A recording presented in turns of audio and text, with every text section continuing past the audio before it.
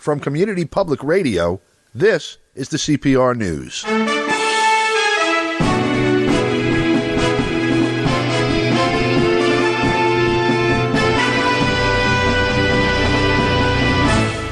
From New York, I'm Don DeBar.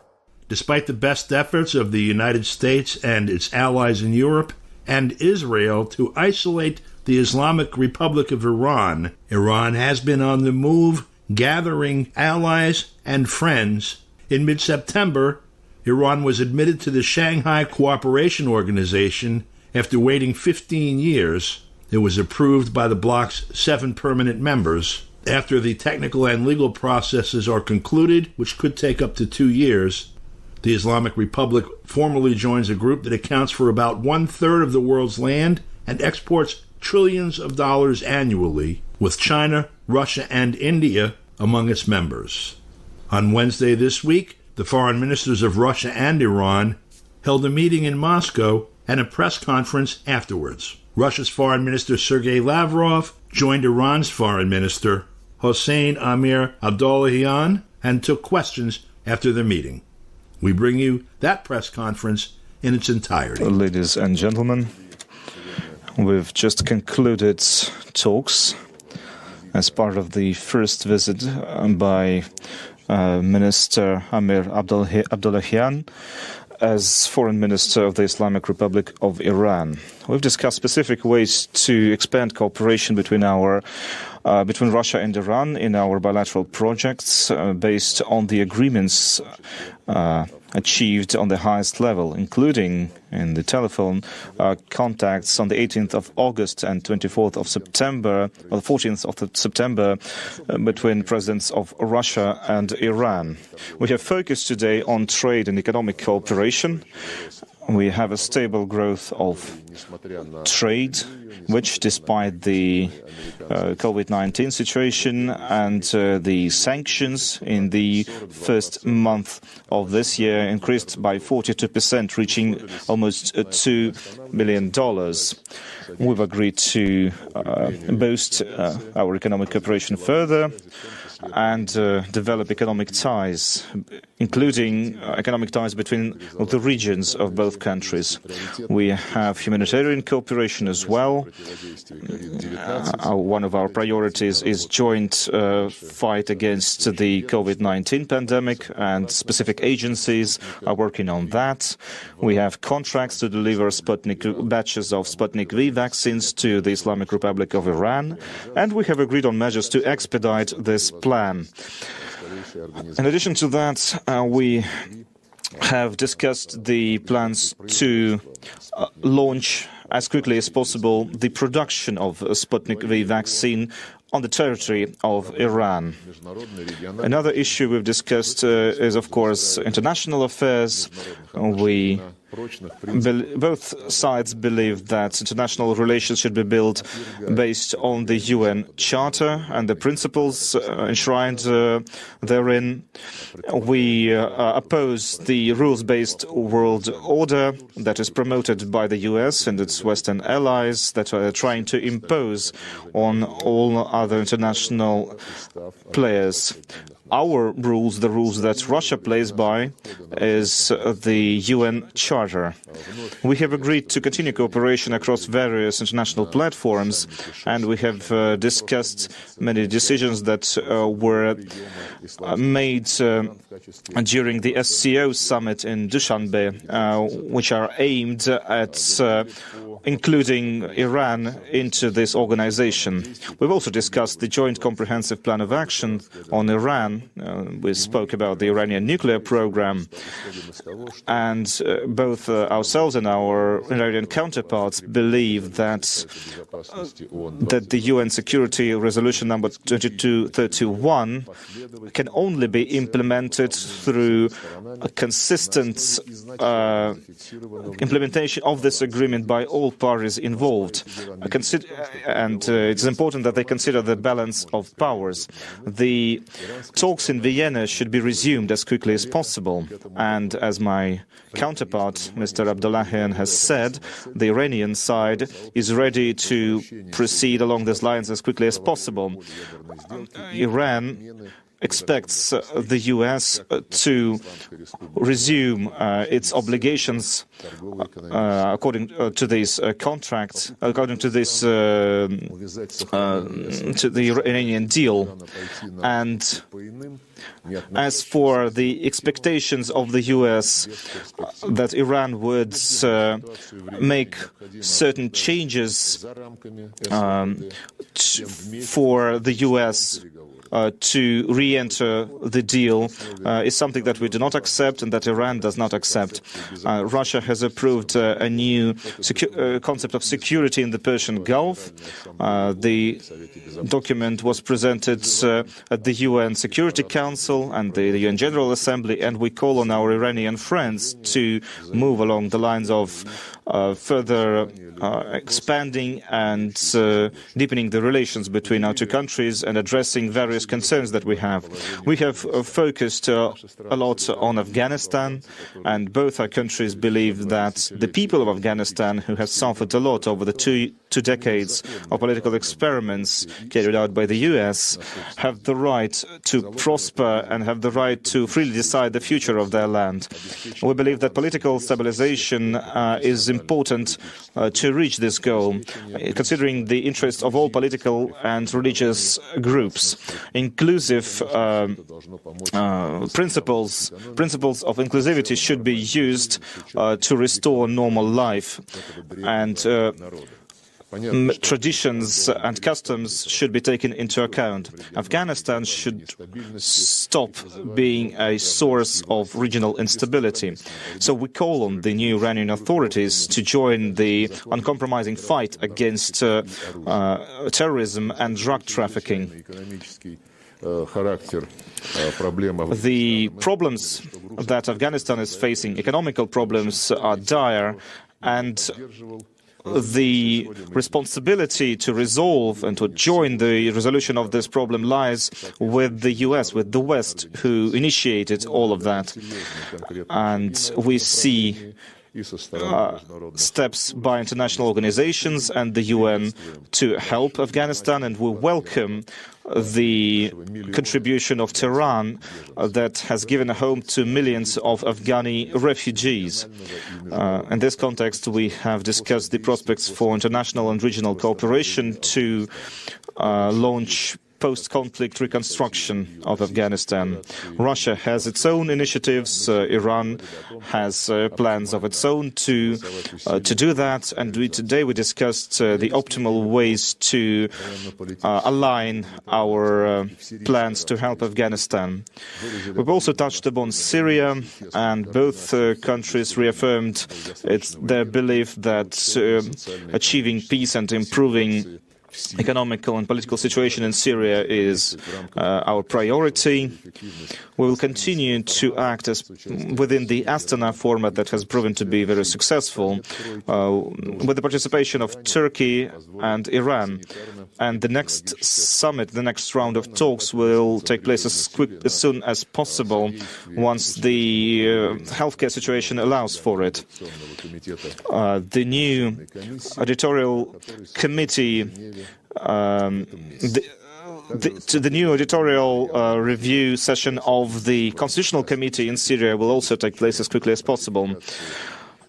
We've also discussed the situation with the Caspian 5 and the situation around the Caspian Sea. We have discussed Northern Africa, Southern Caucasus, and other regions, and we will continue to stay in contact regarding other issues. Thank you. In the name of Allah, the most beneficent and most merciful, we have discussed many issues, including bilateral ties, international affairs, and we have discussed all of it. Our approaches to these issues are quite close, and we've discussed our bilateral relations. We've agreed to discuss a treaty on strategic cooperation in the future, and soon we will have a draft, and we will issue a roadmap that will be the basis of our long-term cooperation. We had several talks on bilateral connections and to convey the will of our presidents. We need to make our people see that our ties develop. And to do this, we need to remove the obstacles.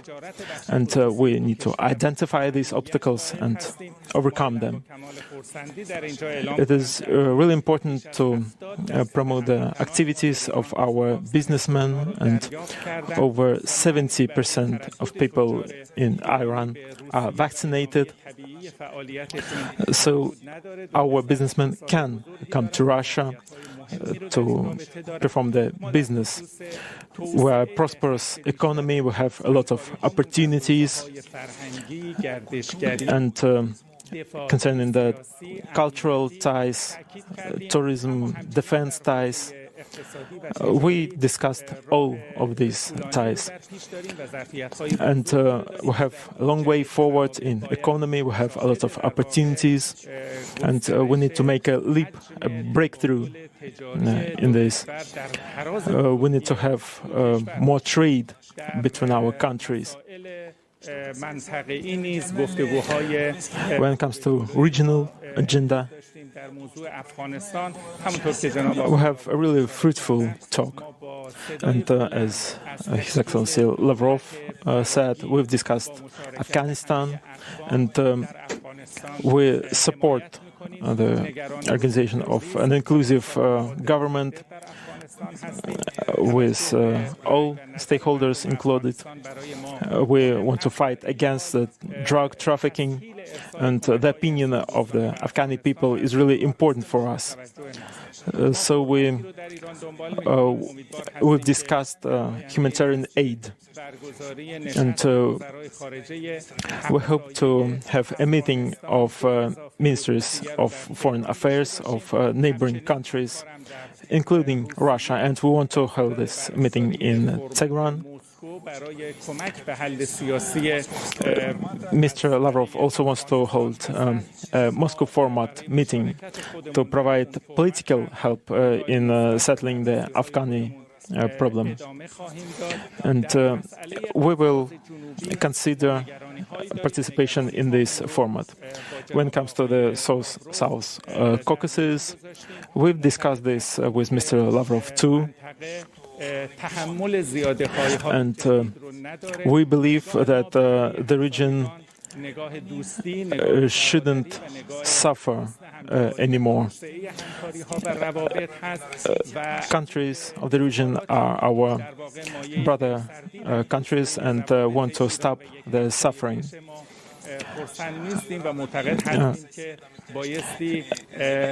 And we didn't like what our Caucasus neighbors say, and we believe that we need to have positive relations because we want to promote good neighborhood. We don't want to have the map of the Caucasus withdrawn, and we are concerned with terrorists in the region. When it comes to the Palestinian problem, our position is clear, and also our position on Zionists is clear. When it comes to the security of Iran, we have good ties to all our neighbors and want friendship with all countries, and we want cooperation in securing the interests of our countries. Mr. Lavrov said about regional dialogues with the participation of Iran. And this dialogue is a key instrument for promoting peace and cooperation in the region. We have underscored the successful presidential election in Syria with full participation of its people, and we respect their opinion. And we will talk more about Yemen, because Yemen is for its people. So we need to lift the humanitarian blockade and broker the ceasefire, and holding talks on the issue. When it comes to IAEA, Mr. Lavrov have underscored that soon we will have Mr. Grossi in Iran, and we will welcome his decision to come. But when it comes to Karachi incident, IAEA didn't take any action, and we aren't happy with this stance. We aren't happy with political ideas of different players, but we will welcome Mr. Grossi in Iran to survey and inspect our facilities.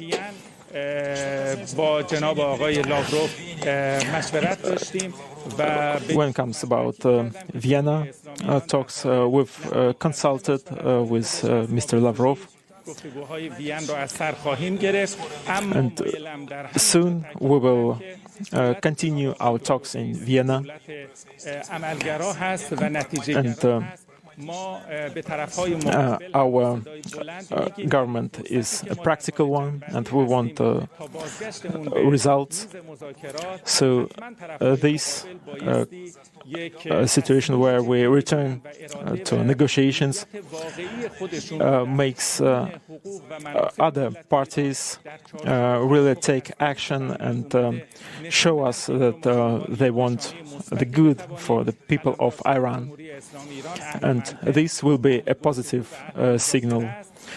The Islamic Republic of Iran is pro-talks, pro-economy, and we need results that will provide for our rights of our people in Iran. So all sides need to stick to their agreements, and I hope that our presidents will soon hold a meeting in one of capitals, and we've agreed on this today.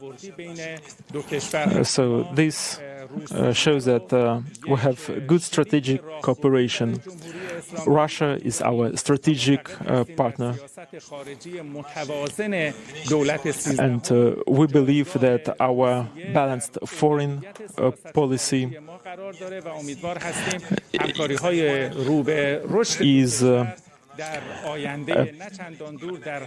one of priorities. Russia is one of priorities, and we hope to develop our cooperation further. Thank you.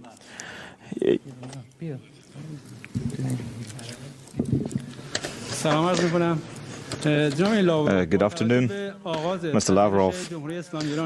And taking into account the membership of Iran in the SCO and its close cooperation between Tehran and the Eurasian Economic Commission, what's your assessment of the cooperation between Russia and Iran within these organizations? Well, our assessment is a positive one. Like I said, we welcome the decision by the SCO summit in Dushanbe last month to start the procedure of integrating Iran as a permanent member of the SCO.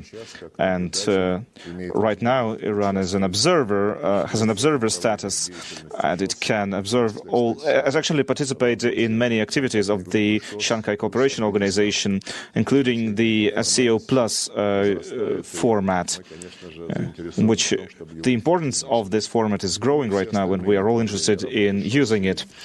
As for other parts of SCO activities like fighting terrorism, separatism, and other problems, or addressing issues related to transportation and economics, all of this is in the interests of Russia and Iran.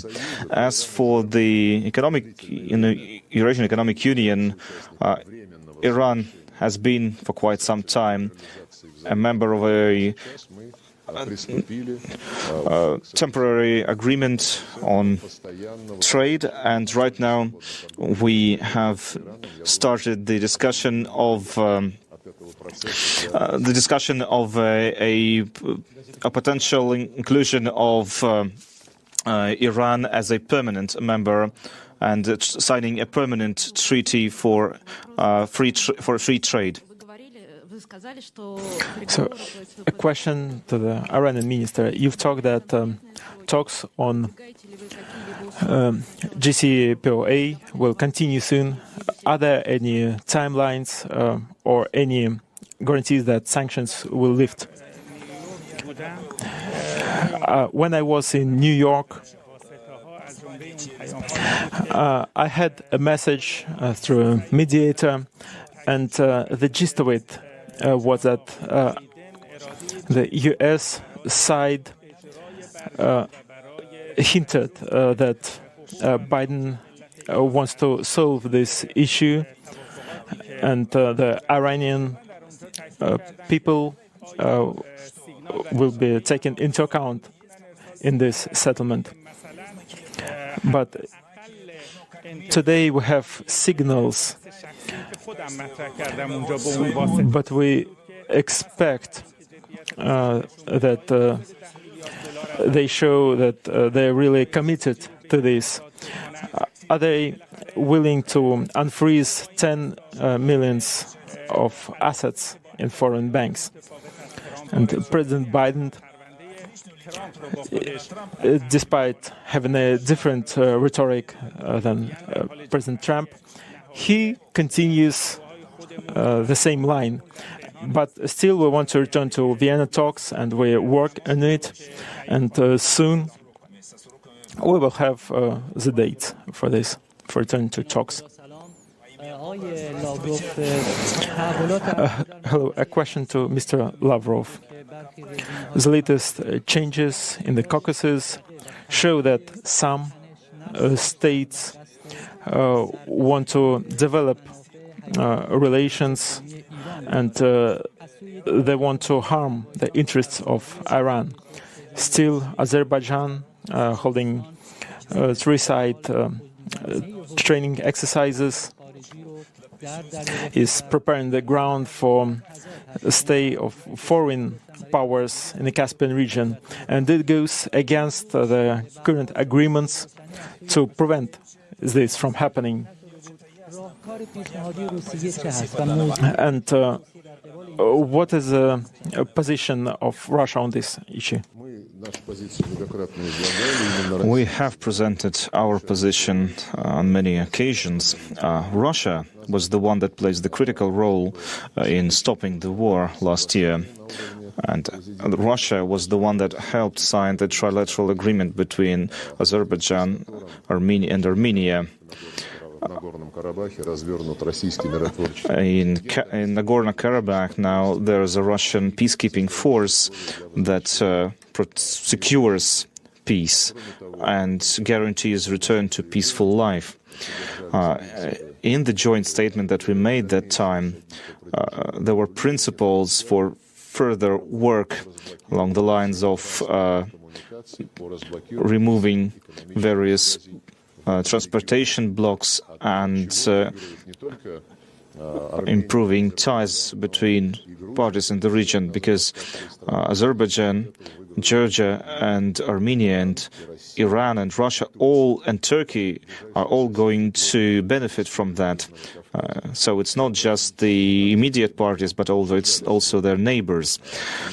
And in this context, we discussed today the initiative to create a 3+3 format.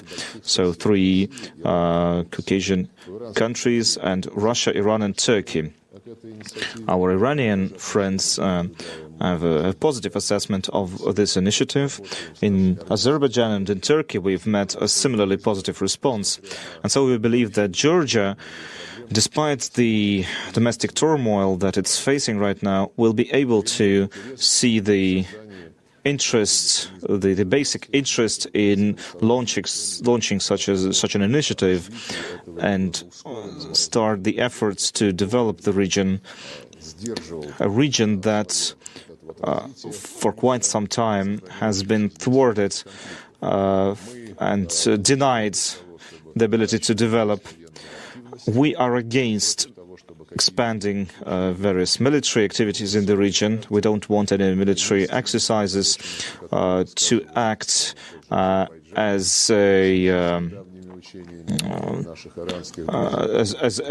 instigations of hostilities. And as for the Caspian region and preparing the grounds for intervention into domestic affairs of the region by some other foreign nations, we have discussed today with our partners the urgent need to implement the convention of the legal status of the Caspian region that prohibits the presence of any foreign powers in the region. The convention will be in power very soon. It's currently being discussed in the parliament of the Islamic Republic of Iran. I hope that the decision will be made as quickly as possible, and once it is, the convention becomes a fully binding legal document providing for this specific regime that I've just outlined. That's what I wanted to say to that. When you ask questions, please don't try to engage in an interview. That's common to one of the reporters right now. So, what is the stage of Iranian talks? What is it about? And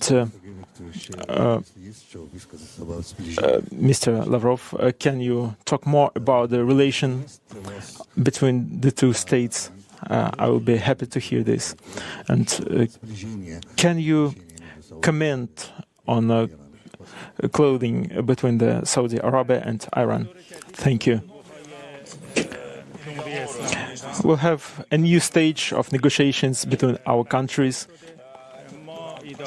and we already had that stage, that round, and we've presented our agenda and to normalize our relations. And we've talked to our counterparts in Saudi Arabia. For Iran, we need readiness, but it depends on the Saudi side. If they want to implement this idea, the dialogue between the countries of the region will help many countries in the region, and all countries of the region need to have conversations. And I hope that soon there will be a point when there won't be any tensions or conflicts in the region. And Mr. Lavrov pointed out the exercises between Azerbaijan and other countries, and this is provocation, basically. But still, the settlement depends on decisions of all countries, and the more exercises we have, the worse it's for the region. Iran only held one exercise, and we've informed all countries in the region about this exercise. We held them on our soil, and we want to promote peace in the region. Thank you. And that's all the news we have for you right now. For Community Public Radio, I'm Don DeBar in New York. Thanks for listening.